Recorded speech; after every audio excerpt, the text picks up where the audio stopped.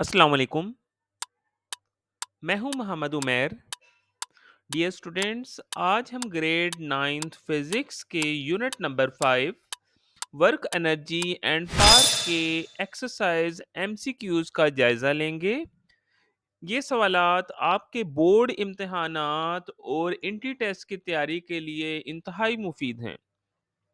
बराए मेहरबानी तवज्जो से सुने। हर सवाल के 4 मुमकिना जवाबात होंगे, जिसमें से आपने दुरुस्त जवाब का इंतखाब करना है। तो चलिए शुरू करते हैं। आज का हमारा पहला मल्टीपल चॉइस क्वेश्चन है, work done is maximum when the angle between the force and displacement D is. Option A है 0 degree, B 30 degree, C 60 degree and last option है ऑप्शन डी 90 डिग्री। तो यहां याद रखिएगा कि वर्क जो है ये डॉट प्रोडक्ट होता है फोर्स एंड डिस्प्लेसमेंट के। जब हम इसको एक्सपेंड करके लिखेंगे तो ये होगा एफ डी कॉस थीटा, और जब थीटा 0 होगा तो वर्क डन मैक्सिमम होगा। तो करेक्ट ऑप्शन है option A, angle equals to 0 degree. Clear.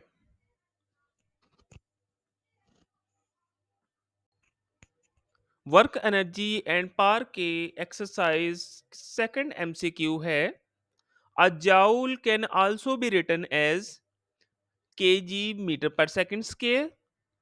Option B kg metre पर second, option C kg metre square per second cube, option D kg metre square per second square.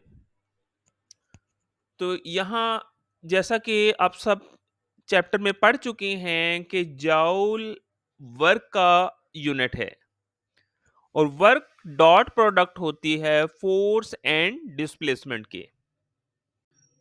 जैसा कि आपके सामने भी लिखा हुआ है, energy is equal to force into displacement. अब फोर्स फिर से दो बेस क्वांटिटीज से मिलके बनता है, वो है मैस और एक्सेलरेशन। इसको सिंपलीफाई करके लिखें तो ये हमारे पास बनता है mass, acceleration and displacement. Mass का यूनिट जैसा कि आप जानते हैं केजी है एसआई यूनिट में। एक्सेलरेशन मीटर पर सेकंड स्क्वायर में मेजर होता है। इसी तरह डिस्प्लेसमेंट जो कि हमेशा मीटर में मेजर की जाती है। तो इसको हम सिंपलीफाई करें तो ये हमारे पास बन रहा है K G metre square per second square. तो यहाँ करेक्ट ऑप्शन है option D, K G metre square per second square. Clear.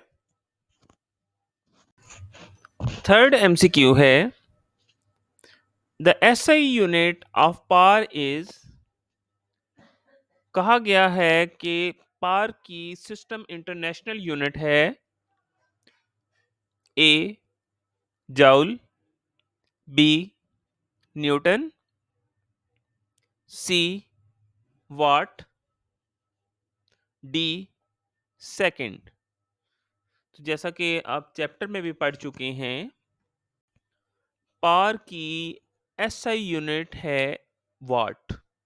तो करेक्ट ऑप्शन है ऑप्शन सी वाट।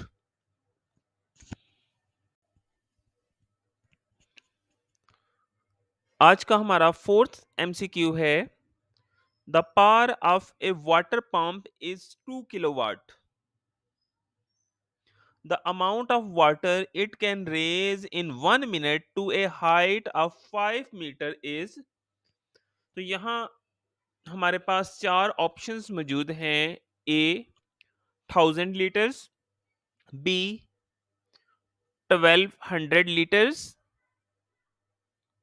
सी 2000 लीटर्स, डी 2400 लीटर्स। तो बेटा जैसा कि आप जानते हैं कि पार का ऐसा यूनिट है वाट, तो यहाँ हम किलो की प्रीफिक्स पुट करेंगे जो कि 1000 के इक्वल है। 2 को जब हम 1000 से मल्टीप्लाई करेंगे तो पार हमारे पास आ जाएगी 2000 वाट।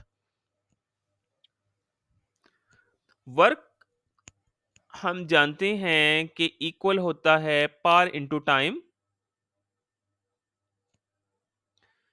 तो पार हम 2000 वाट पुट करेंगे। टाइम हमारे पास 1 मिनट गिवन है, तो ये हमारे पास आ जाएगा 60 सेकेंड्स के इक्वल।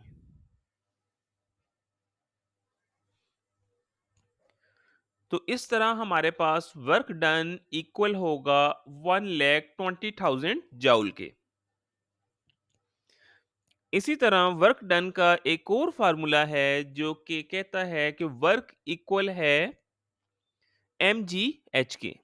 अब इस फार्मूले में हम वर्क जो हमने अभी कैलकुलेट किया है 1,20,000 जूल, वो यहाँ पुट करेंगे।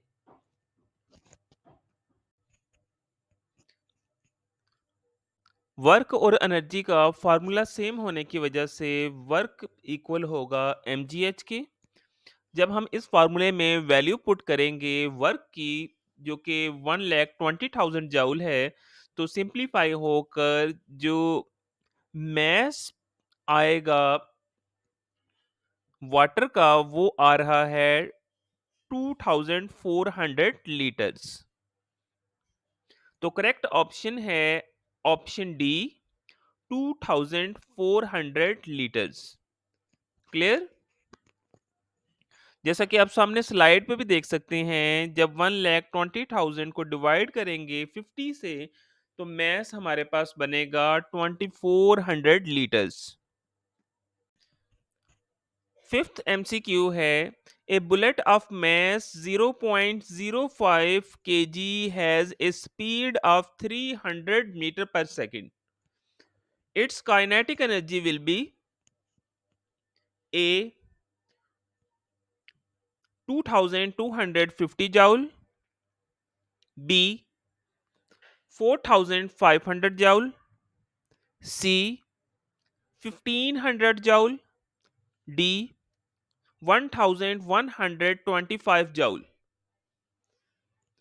तो बेटा जैसा कि आप जानते हैं कि काइनेटिक एनर्जी का फार्मूला है K E equals to half M V square. तो यहाँ हमारे पास मैस और वेलोसिटी गिवन है। मैस है हमारे पास 0.05 केजी, वेलोसिटी है 300 मीटर पर सेकंड। जैसा कि आप सामने स्लाइड पे भी देख सकते हैं, जैसे ही हम काइनेटिक एनर्जी के फार्मूले में मास और वेलोसिटी की वैल्यूज पुट करेंगे और इसको सिंपलीफाई करेंगे, तो करेक्ट ऑप्शन आता है option A, 2250 joule. Clear? Sixth MCQ है, if a car doubles its speed, its kinetic energy will be. जैसा कि अब चैप्टर में पढ़ चुके हैं कि काइनेटिक एनर्जी इक्वल होता है हाफ एम वी स्केयर। जब हम v की जगह 2v पुट करेंगे तो काइनेटिक एनर्जी का फार्मूला चेंज होगा। ऑप्शन ए है the same, B doubled, C increase to 3 times, D increase to 4 times. जैसा कि आप सामने भी स्लाइड में देख सकते हैं कि जब हमने स्पीड डबल कर दी और v की जगह 2v पुट किया, तो फार्मूला जो काइनेटिक एनर्जी का है वो हमारे पास बन गया 4 टाइम्स के ई के इक्वल। इसका मतलब है कि जब भी हम स्पीड डबल करते हैं तो काइनेटिक एनर्जी 4 टाइम्स बढ़ जाती है। तो करेक्ट ऑप्शन है option D, increase to 4 times.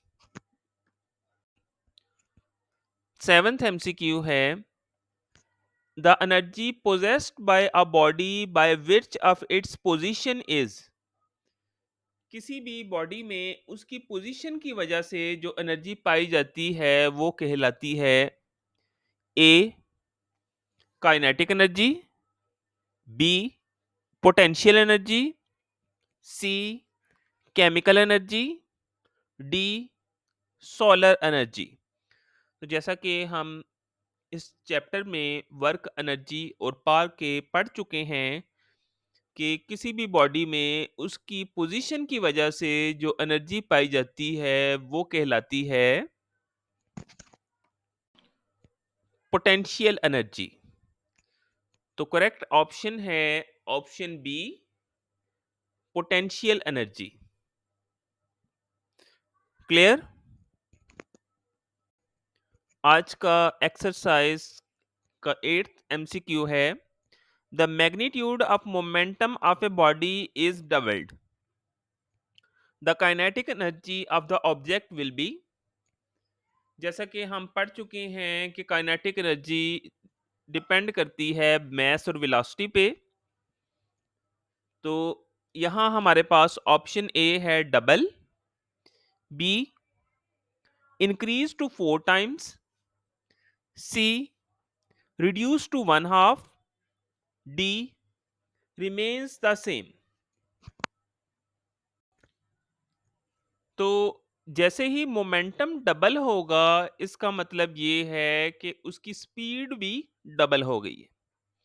Kinetic energy के फार्मूले में जैसे कि हमने भी पिछले एमसीक्यू में देखा, जैसे ही हमने स्पीड डबल की तो काइनेटिक एनर्जी क्योंकि डायरेक्टली प्रोपोर्शनल है स्पीड के स्केयर के, तो मोमेंटम हमारे पास 4 टाइम्स इंक्रीज कर जाएगा।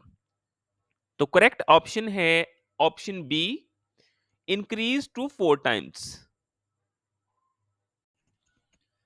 लास्ट हमारे पास आज का एमसीक्यू है work energy and power unit 5 का।